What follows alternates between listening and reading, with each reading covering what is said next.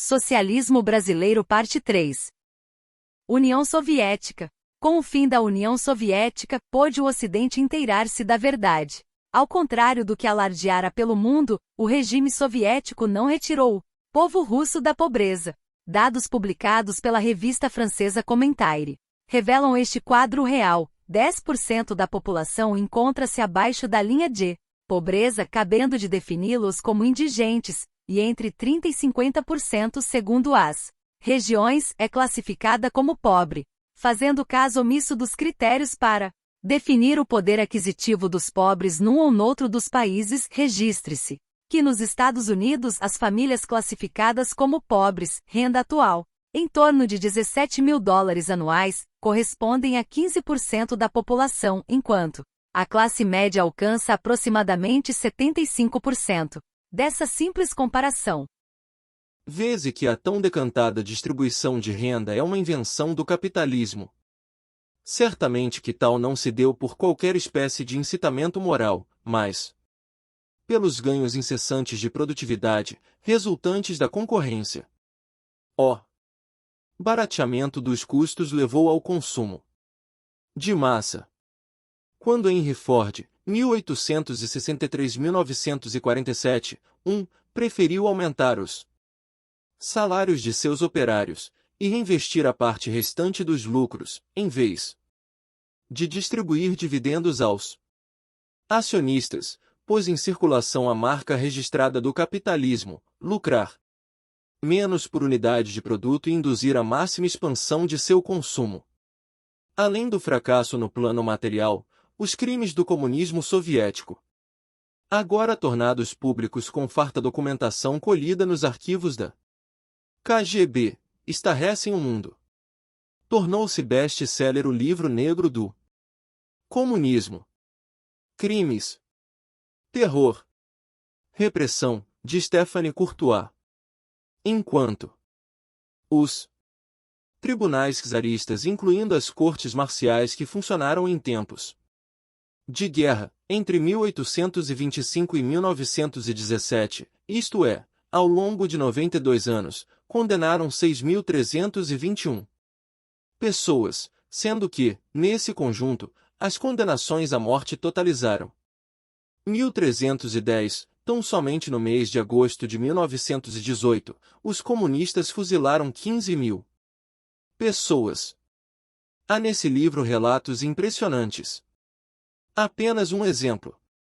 Transcreve um documento firmado por Beria, o sanguinário chefe de polícia de Stalin, mandando constituir um tribunal para julgar, entre outros, 14.376 oficiais e soldados poloneses, presos durante a invasão russa daqueles países. E ainda 11.000 bielorrussos e ucranianos considerados contra-revolucionários. Indica o nome dos membros do tribunal e o veredicto: todos deverão ser fuzilados. O documento está datado de 5 de março de 1940 e corresponde a uma ordem para matar cerca de 36.000 pessoas. Os eventos relacionados ao fim da União Soviética impuseram o aprofundamento da distinção entre socialismo e comunismo. O maior partido comunista do Ocidente, o PC italiano, rompeu radicalmente com o comunismo e aderiu ao socialismo democrático, autodissolveu-se e constituiu uma nova agremiação, iniciativas todas que mereceram o mais amplo apoio da população, a ponto de que, a partir das últimas eleições, foi incumbido de organizar o governo. É interessante assinalar aqui o que vem ocorrendo com os remanescentes comunistas. Na Itália, reagindo à evolução descrita, criou-se o denominado Partido de la Rifondazione Comunista, ao mesmo tempo em que sobrevivem partidos comunistas na França, na Espanha, em Portugal e na Grécia.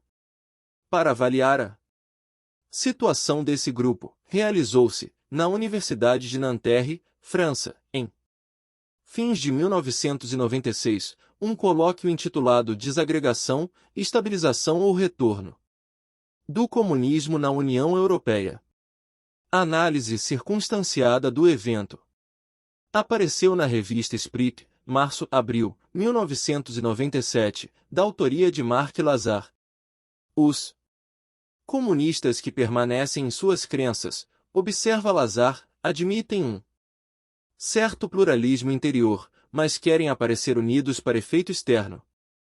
Com vistas a esse fim, empenham-se na obtenção de questões essenciais. O primeiro ponto desse acordo é deveras espantoso: esquecer a União Soviética, quando parecia devesse ser o contrário, isto é, balancear exaustivamente aquela traumática experiência. Como o assunto não pode deixar de ser referido, contentam-se com a atribuição da derrocada do fato de que Gorbachev teria cedido ao capitalismo. De todos os modos, enfatizam que desde há muito não mais estavam ligados à URSS. Além disso, não se pode falar unilateralmente em crise do comunismo, porquanto também estariam em crise a social-democracia e o liberalismo. Para esse tipo de tirada é o que os americanos inventaram a expressão wishful thinking.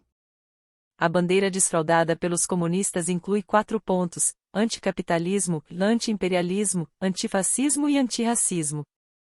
O inimigo principal é, entretanto, o capitalismo, porquanto dele é que decorrem os outros. Escreve Mark Lazar.